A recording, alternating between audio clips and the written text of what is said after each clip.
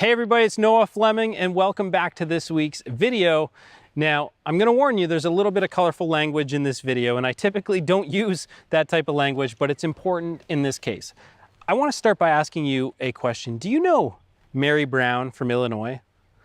Well, apparently Mary Brown is a giant bitch. And the reason I know this is because somebody from Comcast wrote that on her invoice. They wrote, Mary the giant bitch. Now, do you know Alice from Texas? Because Alice Brown isn't just Alice from Texas, she's Asshole Brown. And the reason I know this is because somebody from Comcast wrote this on her invoice.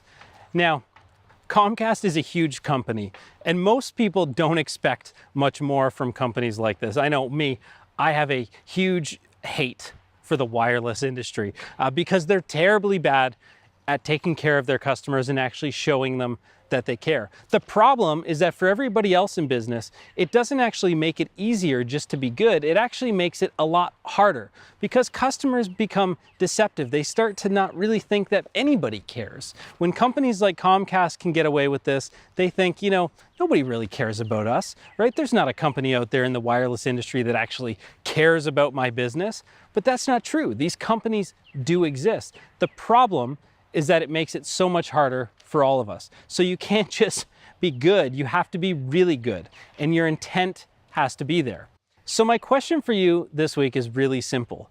What do you have in place to ensure your customer-facing employees are treating your customers the way you want them to be treated? That they're treating your customers in a way that aligns with your company's core values? Do you have procedures in place to allow this thing not to happen? You know, Mary probably isn't a super bitch, and Alice is not really a giant asshole. They're probably really good people. And in fact, the asshole is really that kid in Comcast that made this decision. But the fact of the matter is this, is you need to pay attention to this because all it takes is one disgruntled employee to do something like this, and it can have a dramatic impact on your business. So that's your lesson for this week. Don't call your customers assholes. It's very simple. Thanks again for watching, and I'll talk to you next week.